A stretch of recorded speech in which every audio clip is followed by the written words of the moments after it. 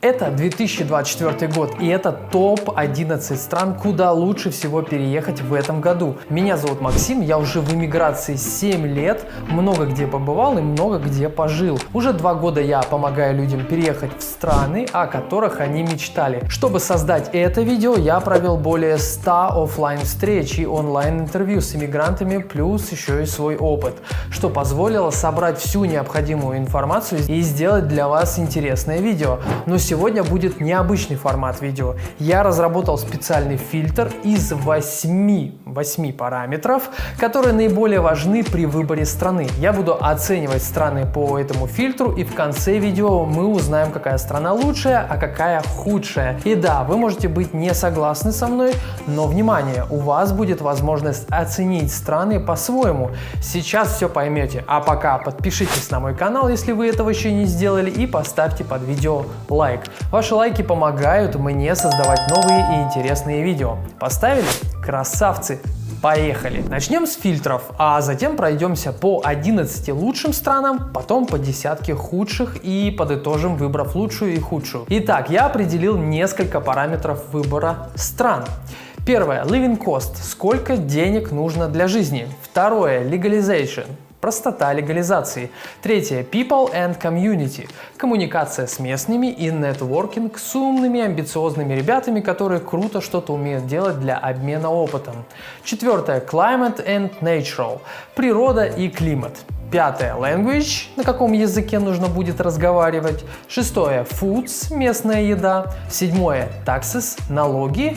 И восьмое – safety, безопасность. Эти 8 параметров помогут вам определить подходящую для жизни страну, но и в обратном направлении определить худшие страны для переезда в этом году. Итак, на 11 месте Индонезия. Десятки тысяч островов, но только один пользуется спросом у экспатов со всего мира, и это остров Бали. Иммигранты любят эту страну за ее недорогой living cost, вкуснейшие фрукты, климат и потрясающий Индийский океан. Из плюсов я бы отметил нереальную природную красоту, кругом террасы, вулканы, озера, различные храмы и многое другое. Огромный колорит из достопримечательностей. Кстати, выбор жилплощади на любой вкус и бюджет. Очень популярна аренда вилл со своим бассейном. Большое количество русскоговорящих ребят на отдыхе или же при переезде обязательно будет с кем понетворкать. Опять же, относительно дешевая аренда, транспорт и недорогое топливо. Так, а теперь как оценивают Бали сами иммигранты? По результатам опрошенных мною людей средние цифры получились следующие, где десятка – это лучшее соотношение, а единичка – это худшее. Стоимость жизни – 8. Простота легализации – 7. Люди и комьюнити – 8. Природа и климат – 9. Язык – 5. Еда – 7, налоги – 2, безопасность – 3.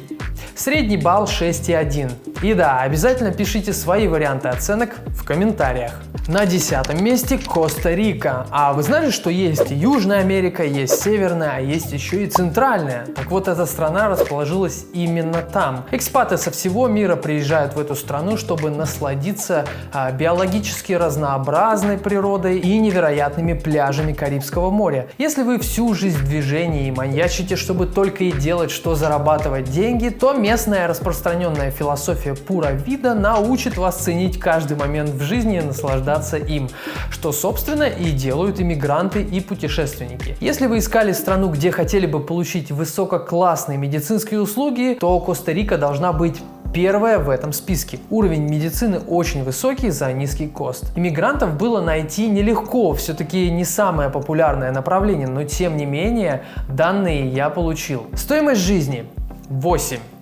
Простота легализации – 6. Люди и комьюнити – 6.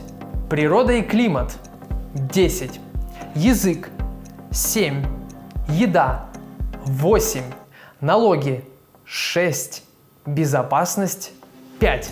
Средний балл 7,0. Есть кто-нибудь, кто посещал эту страну или это очень непопулярное направление? Обязательно пишите в комментариях. На 9-м месте Таиланд. Проверенное уже годами излюбленное место для того, чтобы почувствовать азиатский вайб. Особенно в зимнее время Таиланд пользуется спросом экспатами со всего мира. Серфинг, недорогие виллы и многие другие экзотические развлечения. Да, я про секс-туризм, друзья. Мне кажется, в Таиланде нет такого продукта, который бы не удовлетворил ваш сексуальный запрос. Помимо секса, здесь большое разнообразие активного отдыха. Экскурсии, серфинг, дайвинг и, конечно же, тайский бокс. Любителей единоборств порадует количество тематических залов. Больше всего людей, с кем мне удалось пообщаться, были ребята, которые жили в Таиланде. Информации было много, и она была очень разная, но я попытался взять среднее значение. Итак, стоимость жизни 7. Простота легализации 5. Люди и комьюнити 8. Природа и климат 10. Язык 8. Еда 8. Налоги 5. Безопасность 6. Средний балл 7,1. На 8-м месте Канада. Страна-дом для иммигрантов, поэтому иммигранты чувствуют себя как дома. Обалденная природа, горы, реки и озера, много туристических возможностей, такие как кемпинги, хайкинги и национальные парки. Их здесь очень много. Климат похож на наш, есть четкое разделение на 4 времени года, возможность получать бесплатную медицинскую помощь, высокий уровень толерантности общества. Здесь вы можете одеваться как хотите, вести себя как хотите, вам никто слова не скажет. Это и плюс, и одновременно минус. И, конечно же, выход на огромный рынок США. Если вы предприниматель, то вы, безусловно, оцените этот поинт. Смотрим, что по оценкам уехавших туда. Стоимость жизни 4. Простота легализации 5. Люди и комьюнити 6. Природа и климат 9. Язык 10. Еда 9. Налоги 6 и безопасность 8. Средний балл 7,13. На 7-м месте Португалия. Место явно созданное для того, чтобы иммигранты обратили внимание на эту страну. Здесь отличное соотношение цены и качества. Если вы удаленный работник или предприниматель, то Португалия предлагает отличные варианты для того, чтобы получить ВНЖ. Также вы можете здесь открыть компанию и тоже получить вид на жительство. В стране неторопливый и размеренный темп жизни. Не всем это подходит, но это факт.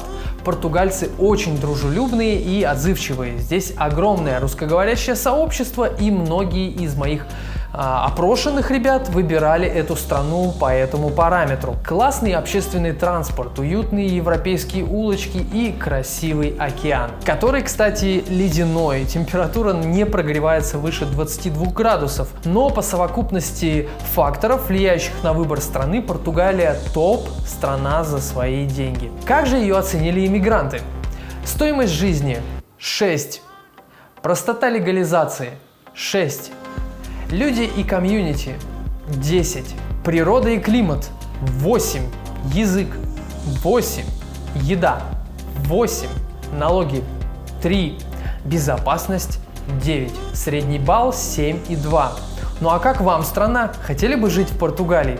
Давайте порефлексируем в комментариях. На 6-м месте Израиль. Страна, где особая энергетика, которая образовалась на пересечении древних традиций и ультрасовременных инновационных технологий. Израиль занимает лидирующее место по количеству стартапов на душу населения. Это открывает уникальные возможности для карьерного роста и развития в сфере высоких технологий. Израиль — это точно про разнообразие природы и ландшафтов, еды и развлечений. Здесь вы найдете для себя как спокойные песчаные дюна, так и зеленые горы, как традиционную европейскую еду, так и кухню абсолютно любой страны по вашему вкусу. История только умалчивает о расходах в этой стране. Скажем так, не самая дешевая страна в Европе, но и не самая дорогая. А как оценили страну наши респонденты? Стоимость жизни 8. Простота легализации 5. Люди и комьюнити 9. Природа и климат 7. Язык 8. Еда 9. Налоги 6. Безопасность 7. Средний балл 7,3. Друзья, если вам нравится, что я делаю, и вы хотите получать больше интересных видео, я предлагаю поддержать мой проект добровольными пожертвованиями. Так я смогу быть независимым и продолжать работать над контентом, который нравится именно вам. Вы можете поддержать меня донатами как в крипте, так и в рублях.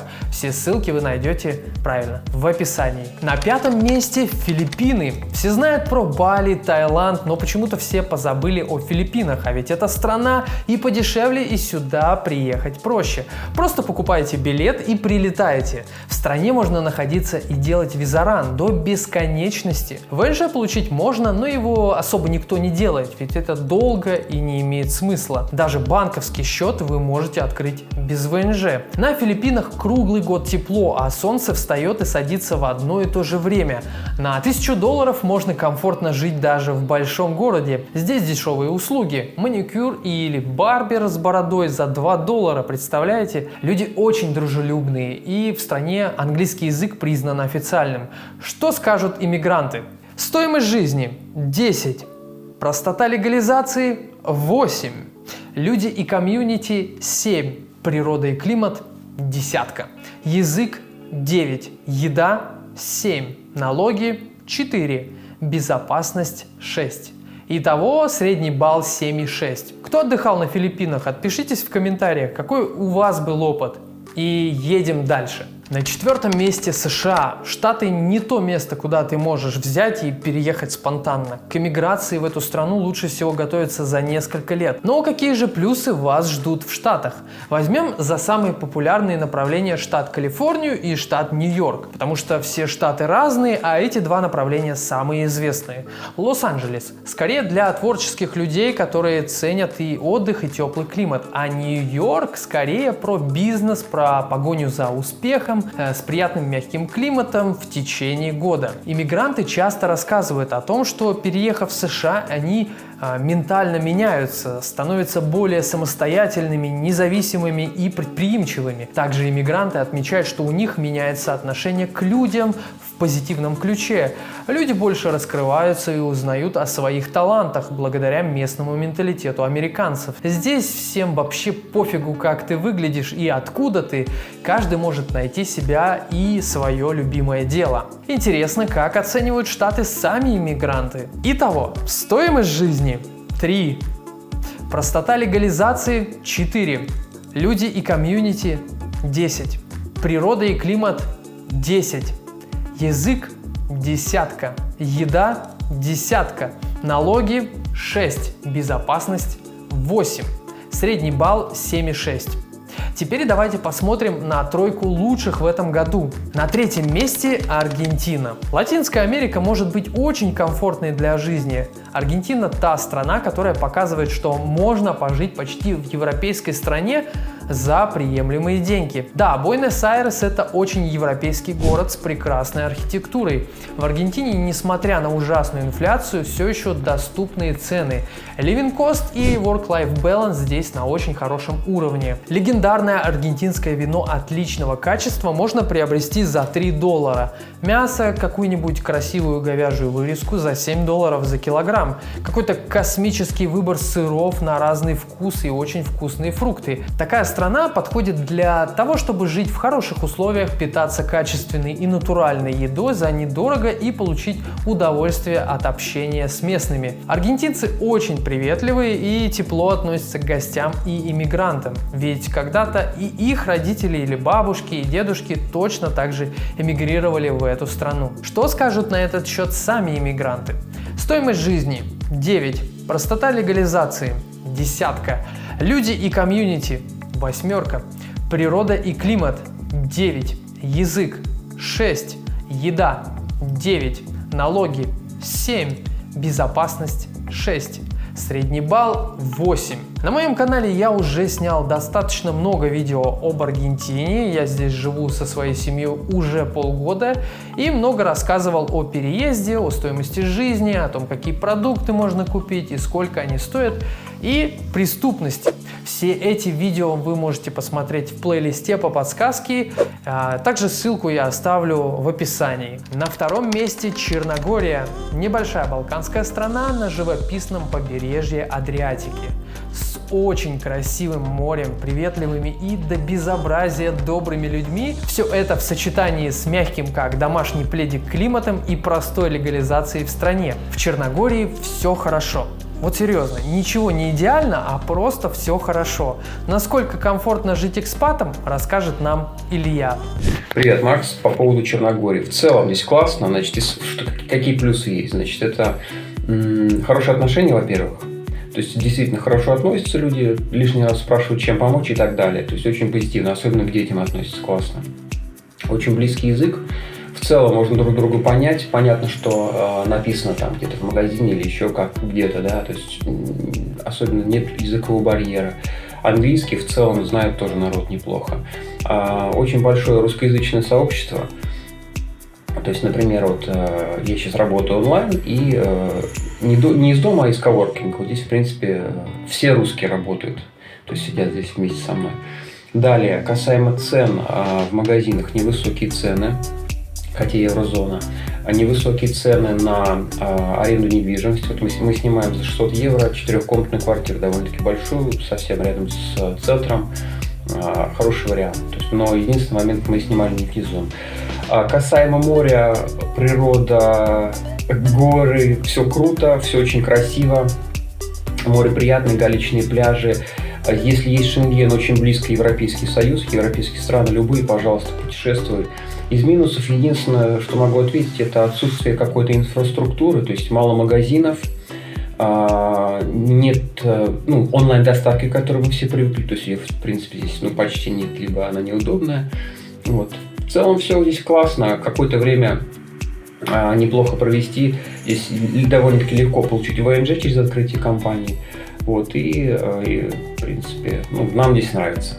Теперь соберем воедино все оценки и увидим, что стоимость жизни 9, простота легализации 9, люди и комьюнити 9, природа и климат 8, язык 7, еда 7, налоги 8, безопасность 8. Итого средний балл у нас получился 8,1. Двигаемся дальше. Первое место – Испания. Сколько можно? Всегда эта Испания побеждает в этих рейтингах.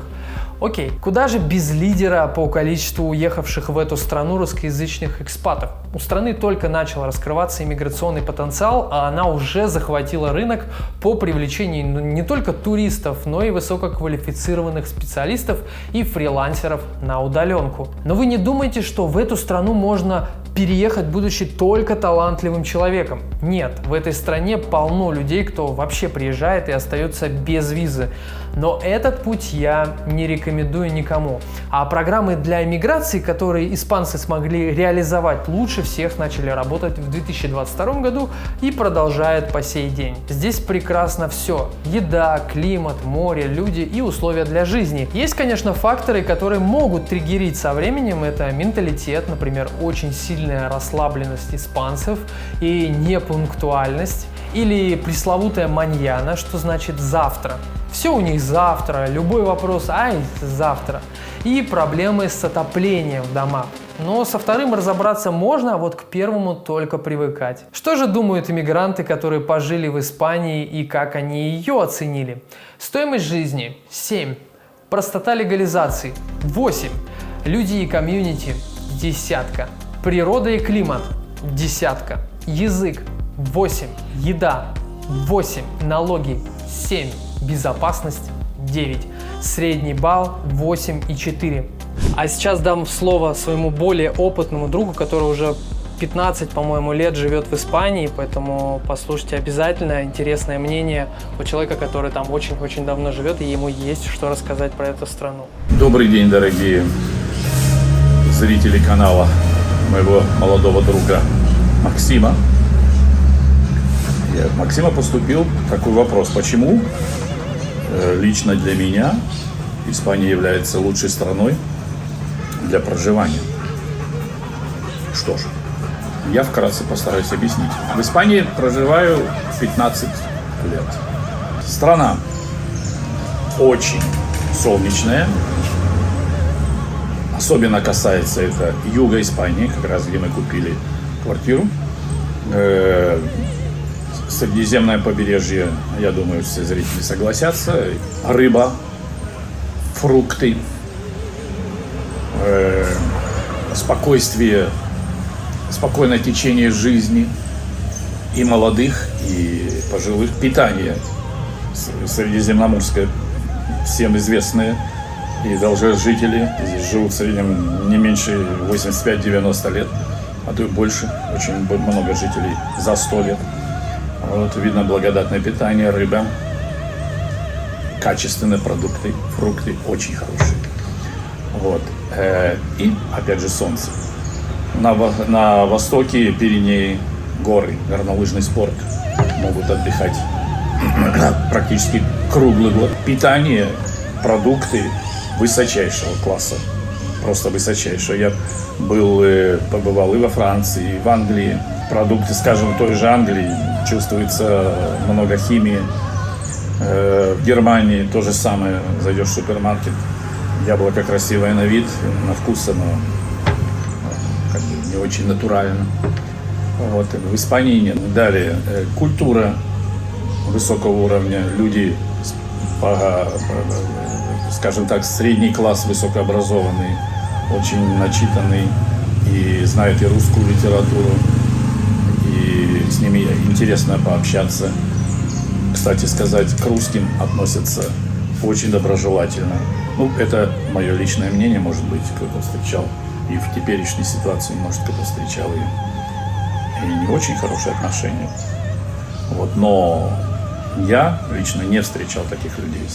Что молодежь, что старшее поколение очень доброжелательно относятся к русским людям. Единственный недостаток, я считаю, в Испании на теперешний день – это безработица. Безработица довольно высокая. Молодежь очень часто оставляет страну. Много молодежи уезжает в ту же Англию, вот, или в Германию. Вот, ищут там более оплачиваемая, высокооплачиваемая работа. Также, друзья, если у вас есть запрос на переезд в другую страну, я рекомендую вам записаться на индивидуальную консультацию по ссылочке в описании. На звонке обсудим вашу ситуацию, ваш кейс, обсудим стратегии на иммиграцию, какие у вас есть шансы, какие есть способы. Поверьте, у меня огромный опыт в этом, поэтому приглашаю всех на индивидуальную консультацию. Следующее видео будет про 10 худших стран для переезда в 2024 году. Давайте под этим видео наберем 500 лайков, и я сразу выпущу продолжение. Оно у нас уже смонтировано и готовится, когда вы отреагируете на этот контент. Поэтому поддержите, ставьте лайки, и видео выпустим сразу, как только наберется необходимая сумма. Мне нужно понимать, что вам эта тема интересна. А пока я предлагаю посмотреть остальные видео на моем канале. Не забудьте нажать на кнопку подписаться, и я буду чаще радовать вас интересными роликами. Спасибо всем за просмотр. Скоро увидимся.